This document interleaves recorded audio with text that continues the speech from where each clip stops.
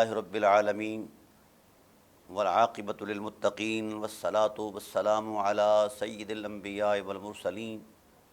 والصلاۃ والسلام علی آباء سید الانبیاء والمرسلین والصلاۃ والسلام علی امہات سید الانبیاء والمرسلین والصلاۃ والسلام علی اعمام سید الانبیاء والمرسلین لا سیمن افضل البشر بعد الانبیاء بالقول الغالب خیر الناصرین سیدنا ابو طالب علیہ الصلاۃ والسلام وعلی آلہ واصحابہ واہل بیتہ وعترتہ وعشیرتہ اجمعین اما بعد فاعوذ باللہ من الشیطان الرجیم بسم اللہ الرحمن الرحیم یا ایھا الناس انا خلقناکم من ذکر وانثی وجعلناکم شعوبا وقبائل لتعارفوا ان اکرمکم عند اللہ اتقاکم ان اللہ علیم خبیر صدق اللہ مولانا العظیم وبلغنا رسولہ النبی العظیم الرؤوف الرحیم ان اللہ وملائکتہ یصلون علی النبی یا ایھا الذین آمنوا صلوا علیہ وسلموا تسلیما اللہم صل علی سیدنا ومولانا محمد وعلی آل سیدنا ومولانا محمد کما صلیت علی ابراہیم وعلی آل ابراہیم انک حمید مجید اللہم بارک علی محمد وعلی آل محمد کما بارکت علی ابراہیم وعلی آل ابراہیم انک حمید مجید الصلاۃ والسلام علیک یا سیدی یا رسول اللہ وعلی آلک واصحابک یا سیدی یا حبیب اللہ الصلاۃ والسلام علیک یا سیدی یا خیر خلق اللہ وعلی آلک واصحابک یا سیدی یا نور اللہ۔ حمد و صلاۃ کے بعد انتہائی واجب القدر حاضرین و ناظرین بحمد اللہ تعالی ہماری سلسلہ وار گفتگو سورہ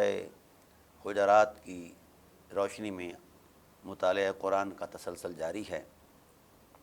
آج ہم آیت نمبر 12 کا مطالعہ پیش کریں گے۔ اللہ وحدہ لا شریک نے اس آیت کریمہ میں ایک ایسا نظم انسانیت کا تصور دیا ہے اور ایسا تقدس بیان فرمایا ہے کہ اگر ایک حرف قلب و روح میں اتر جائے اور مدعائے کلام الہی میں جس عظمت کا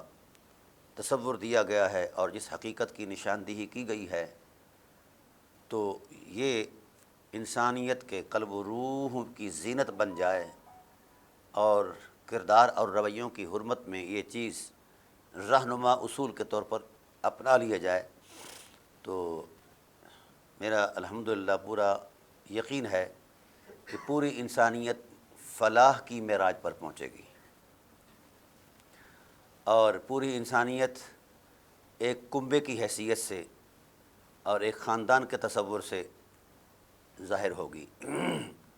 اور کائنات بھر سے فساد، فتنہ اور دغا، مکر، جھوٹ، فریب یہ ساری الیچوں سے پاک ہو جائے گی۔ جہاں تک انسان نے اپنے خیالات کے تراشے ہوئے تصورات اور تراشے ہوئے بت سامنے رکھ کر اور خواہش نفس کے تصور میں وہ آگے بڑھ رہا ہے تو ظاہر ہے خواہش نفس نے جگہ جگہ نقصان ہی نقصان کا نتیجہ دیا ہے۔ تو اللہ تعالیٰ کی ذات والا صفات نے کیا خوبصورت ارشاد فرمایا کہ بھائی جب حضرت انسان کا تن اور من پاک ہو جائے گا ان غیر اخلاقی علائشوں سے اور غیر اخلاقی رویوں سے تو پوری انسانیت اخلاق کے نور میں اتر جائے گی، جس سے انسانیت میں شرافت، اخلاقی حرمت، کردار کی طہارت اور ایک عظمت مآب احساس بیدار ہوگا۔ جو انسان نے بنایا ہے، یہ بات انتہائی بنیادی طور پر ہم نے یاد رکھنی ہے، جو کچھ انسان نے سوچا ہے اور وہ بھی خواہش نفس کے تسلسل میں اپنی مرضی کے اعتبار سے، تو شروع سے لے کر اس وقت تک جو کچھ بھی سوچا گیا ہے، کہا گیا ہے، تو نتائج کی روشنی میں آپ دیکھ لیں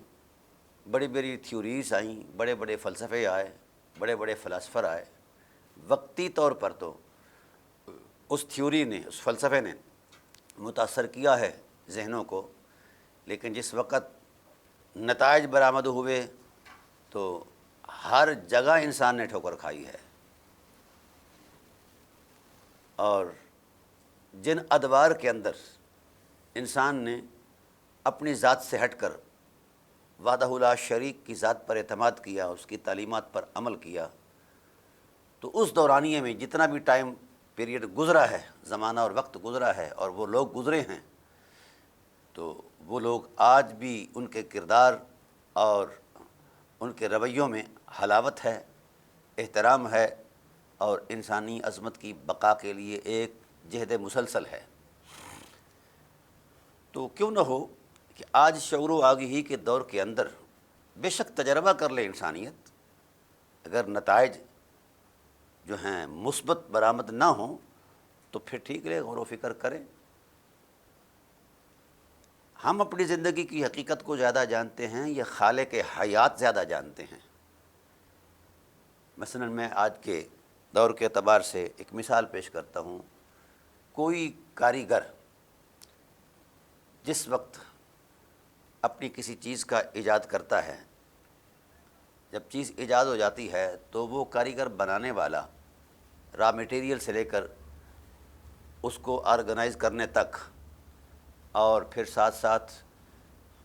اس کی کیپیسٹی کے مطابق، اپنی ذہن کے مطابق ایک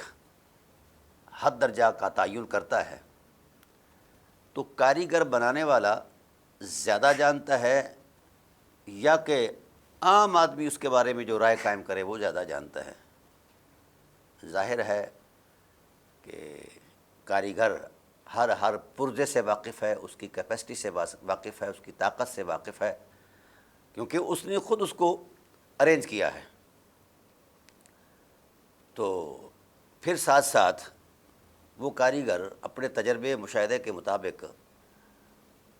اس کی لمٹ قائم کرتا ہے، اور اس کے لیے کچھ معلومات فراہم کرتا ہے کہ اگر ان معلومات کے مطابق، اس کتابچے کے مطابق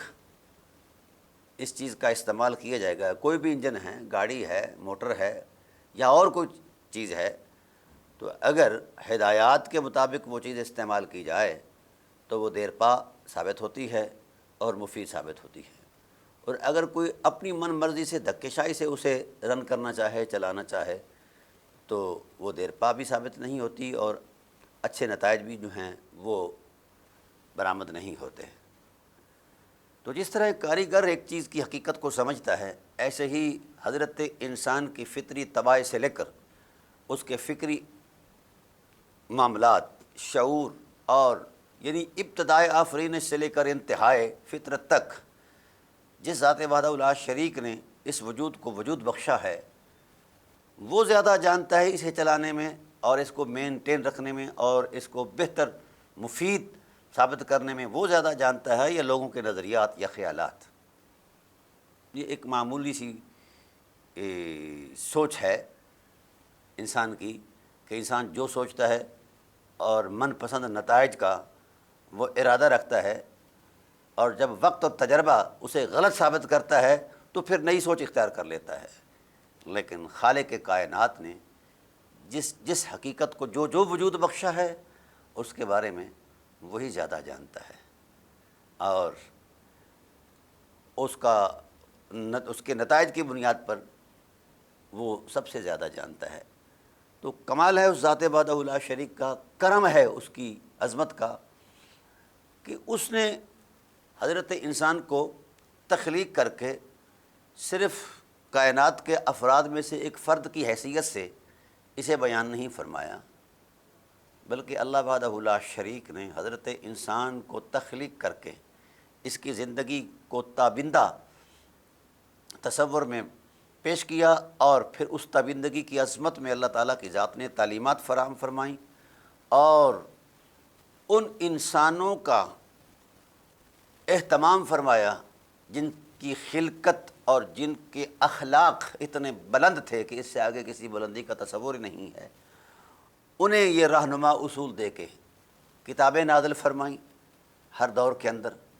اور تعلیمات فراہم فرمائیں،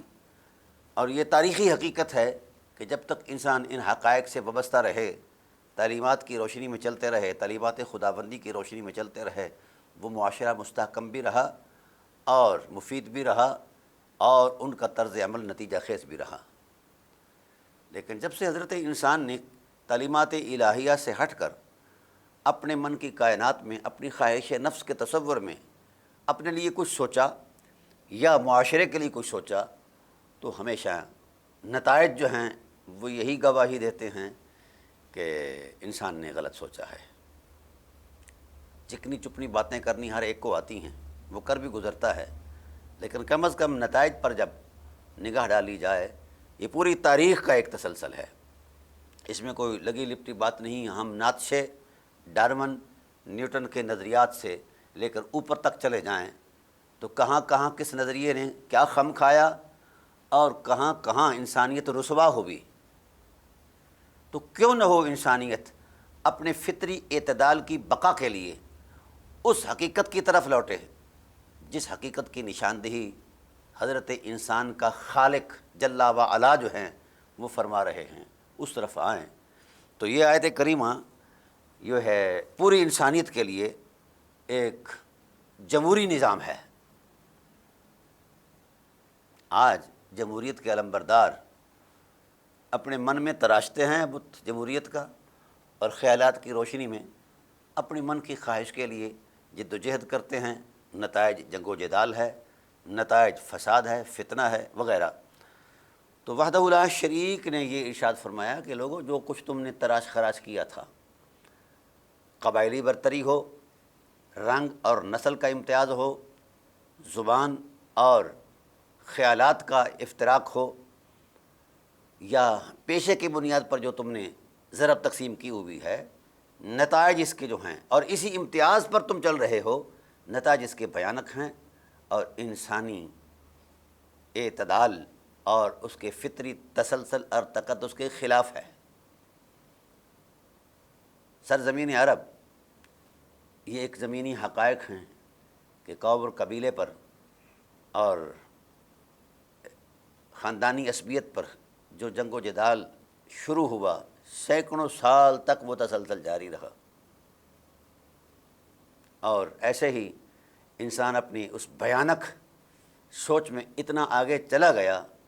کہ اپنی ہی بیٹی کا گلا کاٹ رہا ہے اور اسے زندہ درگور کر رہا ہے۔ کیا یہ انسانیت ہے؟ یہ سوچا ہوا وہ پلندہ ہے جس کے ساتھ انسانیت کی تذلیل اور حرمت انسان کے ساتھ مذاق ہوتا ہے۔ تو ایک دوسرے کا گلا کاٹنا، ایک دوسرے کے جناب والا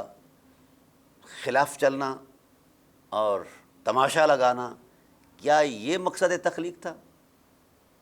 مقصد تخلیق نے تو کچھ اور نشاندہی فرمائی ہے۔ اللہ تعالیٰ ارشاد فرماتے ہیں وَمَا خَلَقْتُ الْجِنَّ وَالْإِنسَ إِلَّا لِيَعْبُدُونَ، ہم نے انسان اور جن کو محض اپنی معرفت کے لیے پیدا فرمایا ہے۔ یہ تھا مقصد تخلیق، اور جس انسان کو اللہ کی معرفت نصیب ہو جاتی ہے یا اللہ کی معرفت کی راہوں میں وہ چلا جاتا ہے، اس انسان کی سانسیں بھی برکت عطا کرتی ہیں، اس انسان کا احساس زندگی اس کی طبع سے لے کر اس کے خیال تک اتنی طہارت ہو جاتی ہے کہ وہ انسان فیض بار ہوتا ہے، معاشرے میں رہے تو بھی فیض عطا کرتا ہے، اور انفرادی زندگی سے گزرے تو بھی فیض بار ہے اس کی زندگی کا سارا طرز۔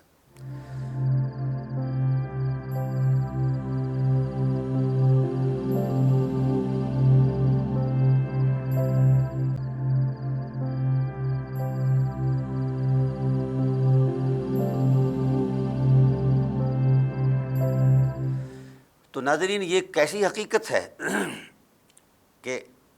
صرف ایک سادی بات کہی خدا ذوالجلال نے، کوئی لمبی چوڑی تفصیل بیان نہیں فرمائی، کوئی فلسفہ ایسا ترتیب نہیں دیا کہ جہاں انسان الجھ جائے۔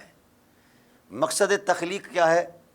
اے لیعرفون، اے لیعبدون، وما خلقت الجن والانس الا لیعبدون، اے لیعرفون، یعنی اللہ کی معرفت اور اس کی عبادت۔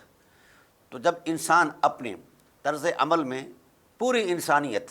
معرفت خداوندی کے اس پلیٹ فارم کی طرف چلے تو یکسانیت اور وحدت اور اتحاد اور فطری اعتدال جو ہیں وہ نشان منزل بھی ہیں اور اسے حاصل بھی ہوں گے،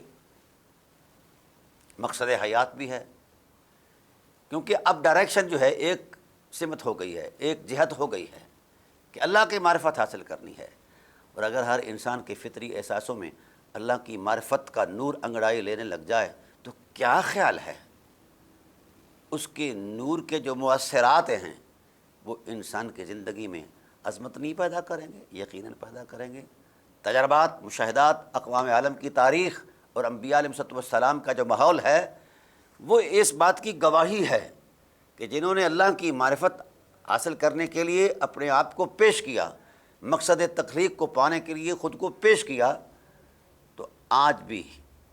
ان کے کردار اور ان کے رویوں کی حرمت جو ہے وہ آج بھی ہمارے لیے مشعل راہ ہے، اور ان کو گزرے ہوئے صدیاں گزر گئیں مگر ان کے کرداروں نے ان کو مرنے نہیں دیا۔ تو عظمت کردار نہ خود مرتی ہے نہ مرنے والے کو مرنے دیتی ہے۔ اس لیے ہم لوٹ آئیں اس تخلیقی مقصد کے تصور میں جو خدائے ذوالجلال کا ابتدائی اور پہلا مقصد اور پہلا اعلان تھا کہ ہم نے انس اور جن کو محض اپنی معرفت کے لیے، کیا خوبصورت راستہ ہے، کیا ڈائریکشن ہے، نہ یہاں فکری اختلاف نہ ہی طبعی اختلاف، کوئی چیز جو ہم نے اپنے ماحول میں کریٹ کر رکھی ہے، پیدا کر رکھی ہے، وہ ساری دیواریں دھڑام سے گر گئیں اور اللہ وحدہ لا شریک کی مشیت کے نور کی طرف انسانیت چلی تو فلاح کی معراج پر پہنچی۔ امن عالم کی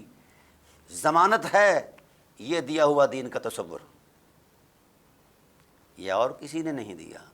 یہ اللہ وحدہ لا شریک نے دیا ہے۔ کیونکہ جس طرح اس نے ہمیں پیدا فرمایا اسی طرح ہمارے پیدائش کا مقصد بھی بیان فرمایا، اور ساتھ ساتھ ہمیں اس میں نتائج کی بنیاد پر یہ نشاندہی فرما دی کہ اگر تم اس عمل پر اپنی مقصد تخلیق کو سمجھو گے، یقین کرو گے، تو پھر کائنات کی ہر عظمت بہار بن کر تمہارا استقبال کرے گی۔ یہاں یہ بات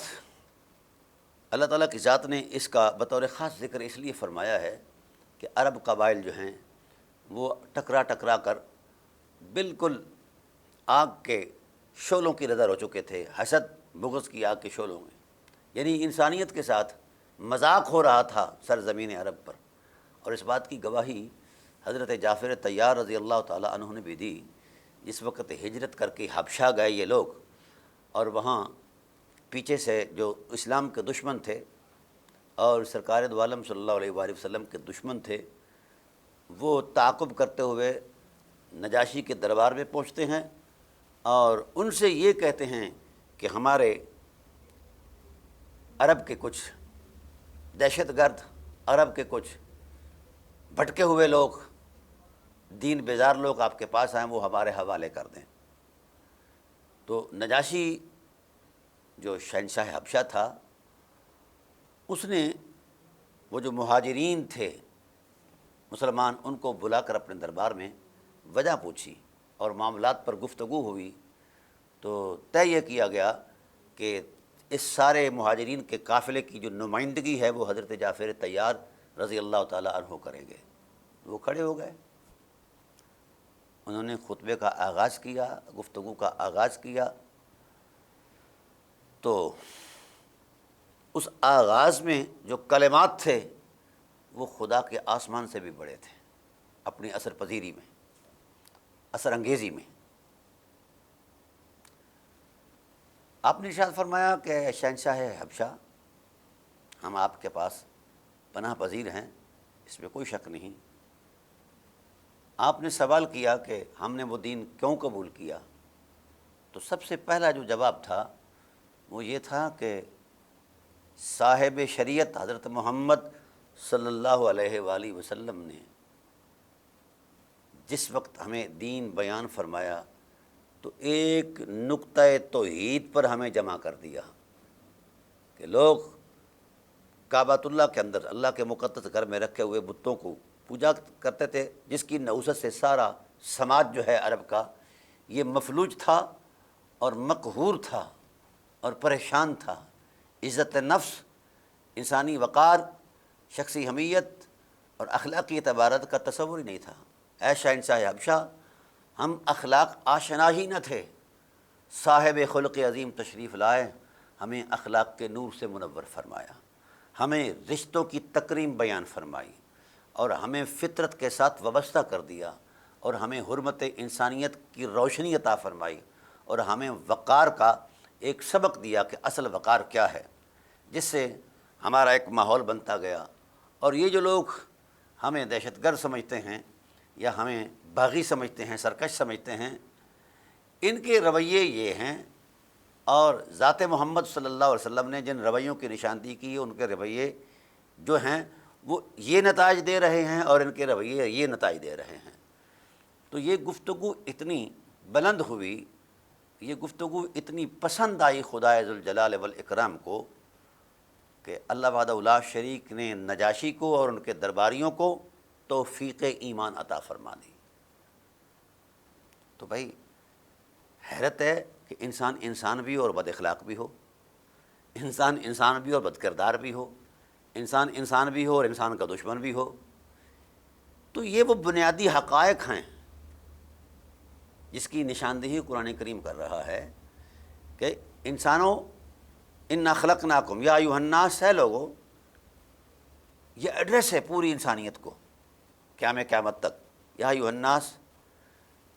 اے لوگو، انا خلقناکم، یقیناً ہم نے آپ کو پیدا فرمایا، من ذکر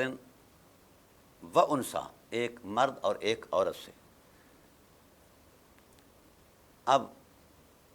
یہ پہلا آغاز ہے، یہ پہلا بیانیہ ہے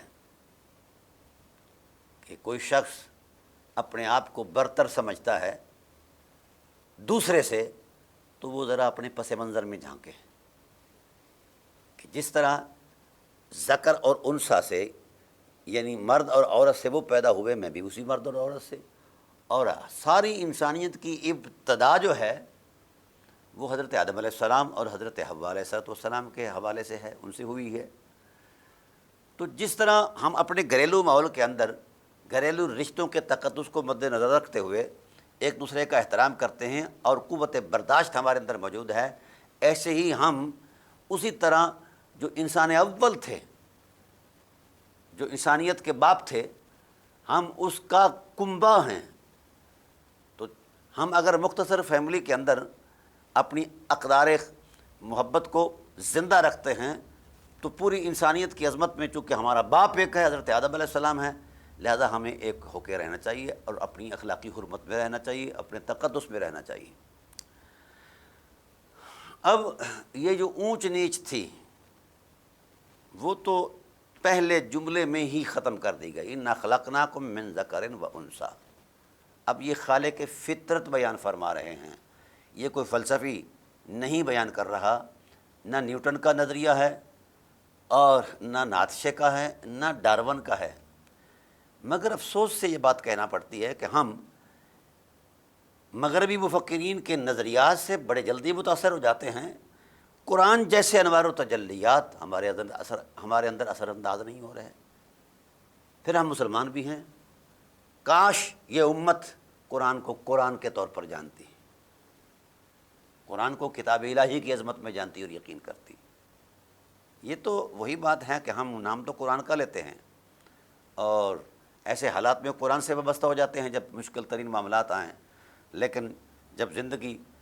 فرحت اور سرور سے گزرتی ہے تو قرآن بھی بھول گیا، صاحب قرآن بھی بھول گئے، اور جناب والا خدا تو ویسا ہی بھولا ہوا ہے، نعوذ باللہ من ذالک۔ ہم اتنے بیگانہ ہو جاتے ہیں ان حقائق سے، نہیں، اپنی فطرت کی طرف آئیے۔ فطرت کیا ہے؟ انا خلقناکم من ذکر و انثی وجعلناکم شعوبا وقبائل لتعارفوا، ہم نے تمہارے جو شعوب، جو شاخیں بنائی ہیں، قبائل بنائے ہیں، یہ آپس کی پہچان کی بنیاد پر ہیں، یہ وجہ امتیاز نہیں ہے۔ ہاں، میں اگر خود کو ممتاز سمجھتا ہوں اپنی شخصیت کے تصور میں، تو قوم، قبیلے، برادری کے تصور میں، تو یہ ایک بت پرستی ہے، یہ دین نہیں ہے۔ آپ مثلا قرآن کریم نے ایک فلسفہ بیان فرمایا، حل اتا علی الانسان، بسم اللہ الرحمن الرحیم، حل اتا علی الانسان حین من الدہر لم یکن شیئا مذکورا۔ حبیب زمانے پر، حبیب انسان پر زمانے کا ایک ایسا دور بھی گزرا ہے کہ یہ شے مذکور نہیں تھا، یہ قابل ذکر ہی نہ تھا، یعنی یہ وجود میں ہی نہیں آیا تھا، لیکن اس کی کوئی حقیقت تھی۔ یہاں ایک حدیث بھی ہے کہ اس وقت انسان اتنی عظمت میں تھا کہ الانسان سری وانا سرہ، انسان خدا کا راز تھا اور خدا انسان کا راز تھا۔ پھر ارشاد فرمایا کہ جو یہ دور ہوتا گیا، اس کی قدر و منزلت گھٹتی گئی۔ انا خلقنا الانسان من نطفۃ امشاج، نطفہ امشاج سے اسے پیدا کیا گیا، پانی کی گندی پھٹکار سے اسے پیدا کیا گیا۔ ہر ایک کی تخلیق کا تسلسل اسی نطفہ امشاج کے ہے، اور یہ خالق کائنات کی قدرت ہے کہ اس نے نطفہ امشاج کو کیا کیا حرمت عطا فرمائی، اور اس کی تدریج کا تصور بھی قرآن پاک نے دیا۔ انا خلقنا الانسان من نطفۃ ثم خلقنا العلقۃ مضغۃ فخلقنا المضغۃ عظاما فکسونا العظام لحما ثم انشأناه خلقا آخر فتبارک اللہ احسن الخالقین۔ خدائے ذوالجلال والاکرام نے تمام وہ تدریجی مراحل جو میری خلقت میں میرے لیے بہتر اور مفید تھے، اللہ تعالیٰ کی ذات نے ان مراحل کا تصور بھی دیا، اور ساتھ ساتھ اپنی حرمت کو بھی بیان فرمایا، اور فرمایا فتبارک اللہ، کتنی بابرکت ذات ہے وہ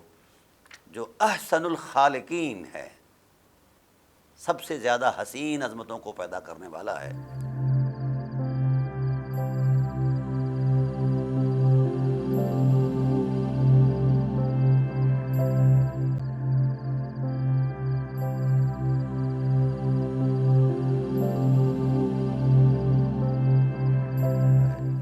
اب عجیب بات یہ ہے کہ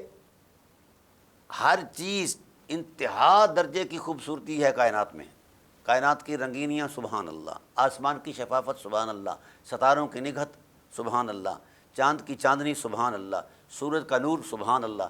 جگہ جگہ نوامس قدرت کے یہ سارے شواہد ملتے ہیں، اور ہر ایک کی لطافت اپنا مقام رکھتی ہے۔ کوئی شخص ان حقیقتوں کا انکار نہیں کر سکتا اور ان سے استفادہ بھی کر رہا ہے۔ سورج کی شعاعیں اگر زمین کے تہوں میں نہ اتریں تو سویا ہوا زمین کے اندر جو بیج ہے وہ کبھی بیدار ہو کر اوپر زمین کا سینہ چیر کر اوپر کبھی نہ آئے، ہمیں اناج نہ ملے۔ چاند کی چاندنی میں اگر لطافت نہ ہو تو پھر پھلوں کے اندر مٹھاس کیسے پیدا ہو؟ اسی طرح سیارگان ہیں، کائنات کا ہر نظم اپنا حسن رکھتا ہے، لیکن حیرت اس بات پر ہے کہ کائنات کی بڑی سے بڑی حسین عظمت کو بھی وجود دے کر کبھی خدا ذوالجلال نے یہ نہیں فرمایا کہ فتبارک اللہ احسن الخالقین، فتبارک اللہ احسن الخالقین۔ اگر خدا ذوالجلال نے اپنا یہ ٹائٹل بیان فرمایا ہے کہ اللہ ہی بابرکت ذات ہے اور سب سے حسین پیدا کرنے والا ہے، احسن الخالقین،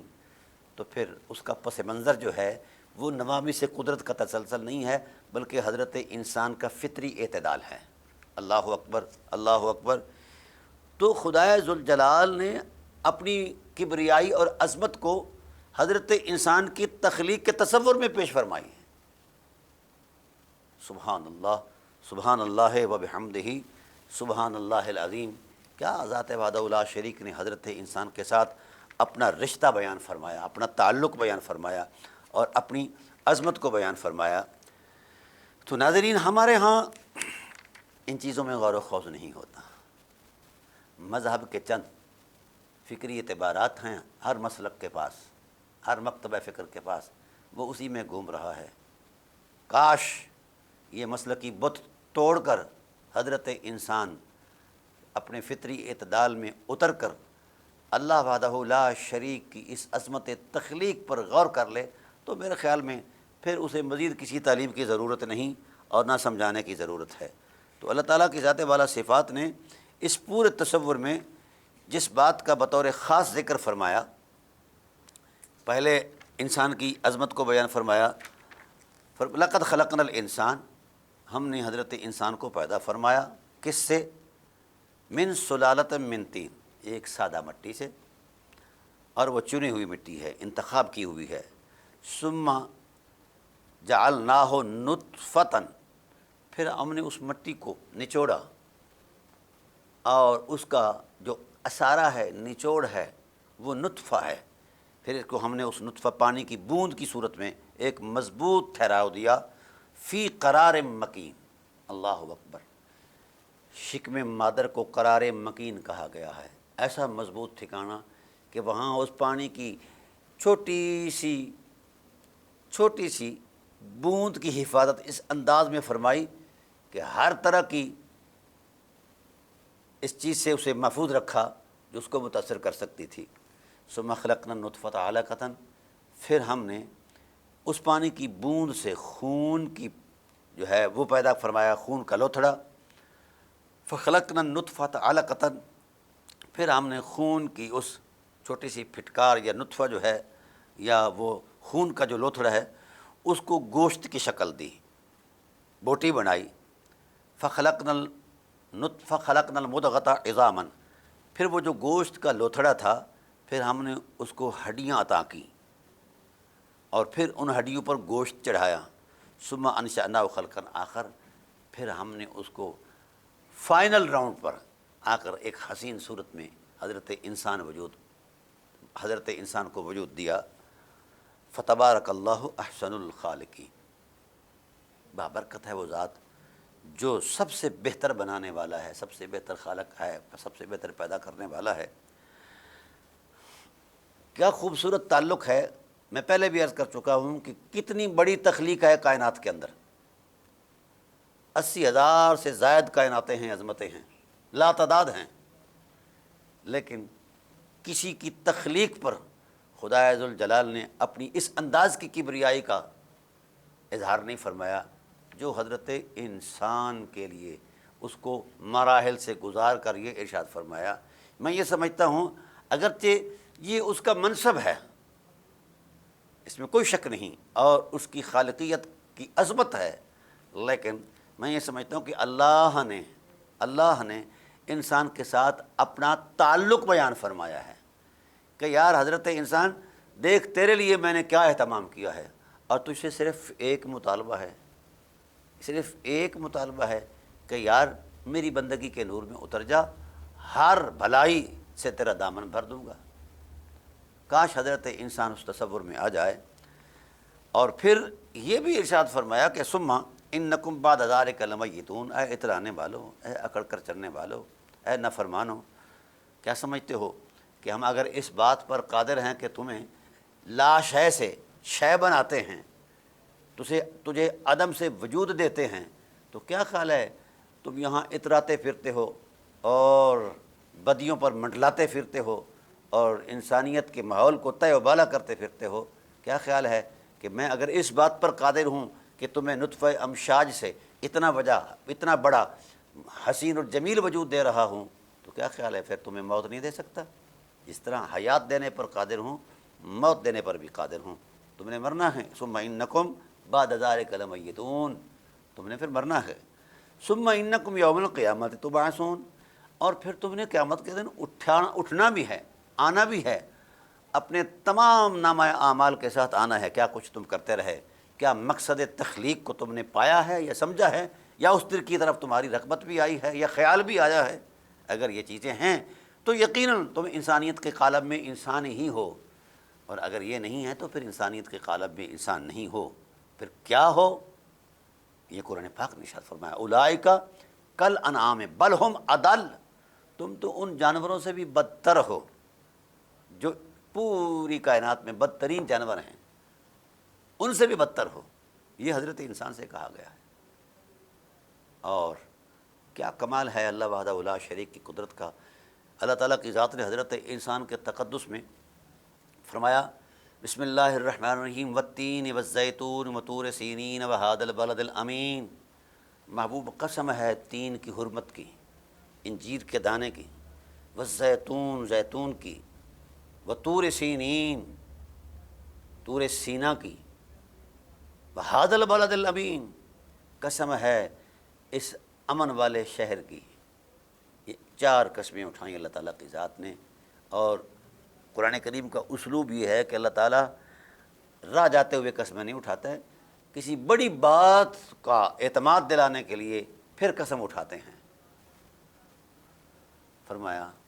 والتین والزیتون وطور سینین وہذا البلد الامین لقد خلقنا الانسان فی احسن تقویم۔ یہ ہے خدائے ذوالجلال کی رحمت، فضل اور احسان اور اس کا جود اور اس کا کرم کہ ہم نے انسان کو احسن تقویم میں پیدا فرمایا ہے، سب سے حسین وجود عطا فرمایا ہے، اچھی صورت پر بنایا ہے۔ حضرت انسان کاش تو مذہبی جوڑ توڑ سے ہٹ کر اپنے فطری اعتدال پر غور کر لے، اپنی ذات سے لے کر، اپنی ابتدا سے لے کر جہاں بھی تو ہے اپنے رویوں کو دیکھ، کیا تیرے رویے تیری تخلیق کے مطابق ہیں، تیرے مقصد تخلیق کے مطابق ہیں؟ اگر تو تیرے رویے، تیرا عمل مقصد تخلیق کے مطابق ہیں تو انسان ہے، اور اگر ایسا نہیں تو اولئک کالانعام بل ھم اضل، انسانیت کے روپ میں تو حیوان ہے۔ لقد خلقنا الانسان فی احسن تقویم، بہت خوبصورت احسن تقویم، ایسے پیمانے پر بنایا۔ بعد بزرگوں نے تو ارشاد فرمایا ہے کہ خدا انسان را بصورت خدا فرید، کہ اللہ نے انسان کو اپنی ہی صورت پر پیدا فرمایا ہے۔ کیا تو قدرت کا شاہکار ہے حضرت انسان اور بھٹک رہا ہے، اور اگر تو اس سے دور ہو جائے گا ثم رددناہ اسفل السافلین، پھر تمہیں اس ذلت میں پھینک دیا جائے گا جس سے نیچے ذلت کا تصور ہی کوئی نہیں ہے۔ ہاں، الا الذین آمنوا وعملوا الصالحات، وہ لوگ جن کا تن بھی پاک ہے اور من بھی پاک ہے،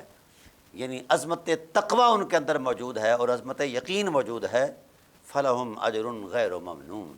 ان کے لیے تو لمحہ بلمحہ لا محدود اجر و ثواب کی عظمت موجود ہے اور اللہ کی رحمت کا تقدس موجود ہے۔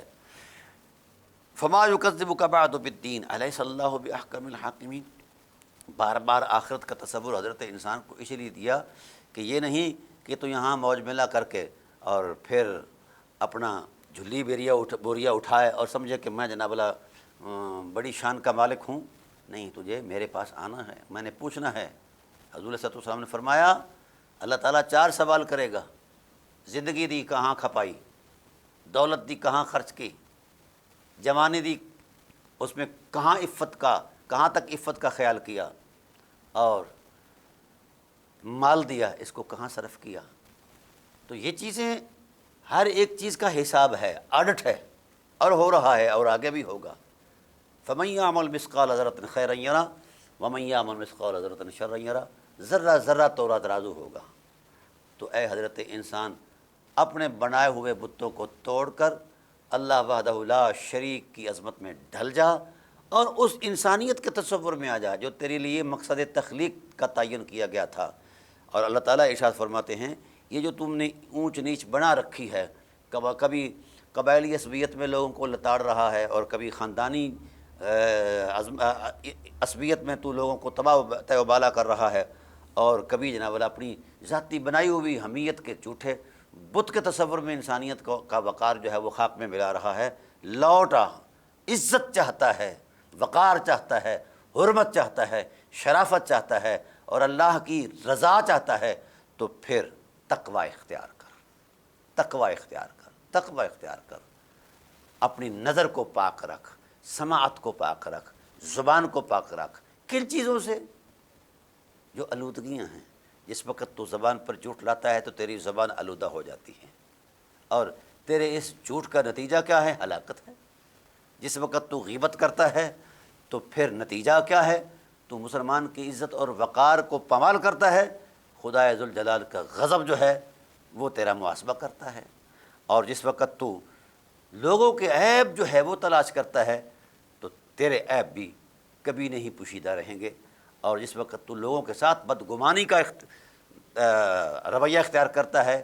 تو ظاہر ہے تیری بابت کہاں سے کوئی اچھا گمان ہو سکتا ہے۔ لوٹا اپنے رب کے اس نظام کے اندر جس نظام کے تحت تجھے اللہ نے تخلیق فرمایا ہے، اور یہ اونچ نیچ اور یہ جو ذاتی بنایا ہوا کر و فر ہے، یہ ختم ہونے والا ہے، اور بڑے بڑے شاہکاروں کے یہ سارے چیزیں ختم ہو گئیں، نام و نشان نہیں، بلکہ ان کا تذکرہ نفرت کا باعث ہے۔ اور جو لوگ اپنے مقصد تخلیق کی حرمت میں اتر گئے، اگرچہ وہ ظاہری بود و باش میں اتنے توانا بھی نہ تھے، مالدار بھی نہ تھے، اتنی شخصیت کے مالک بھی نہ تھے، لیکن آج ان کا تذکرہ محبت کی علامت ہے، اور ساتھ ساتھ محبت کے ساتھ ساتھ ان کا تذکرہ اللہ کی نعمت بھی ہے، اور ساتھ ساتھ انسانیت کی ہدایت بھی ہے۔ بس دو چیزیں ذہن میں رکھیں، ایک پلڑے میں ابو جہل اور ابو لہب کو رکھ لیں، اور دوسرے پلڑے میں حضرت بلال کو، سمجھ آ جائے گا کون ہے جو دلوں کا محبوب ہے اور کون ہے جس کا ذکر بھی نفرت کا باعث ہے۔ اللہ تعالیٰ کی بارگاہ رحمت میں دعا ہے کہ ہمیں اللہ تعالیٰ اپنے محبوب صلی اللہ علیہ وآلہ وسلم کے دین پر اور قرآن پر عمل کی توفیق نصیب فرمائے، مقصد تخلیق کے سمجھنے کی توفیق نصیب فرمائے۔ وما علینا الا البلاغ۔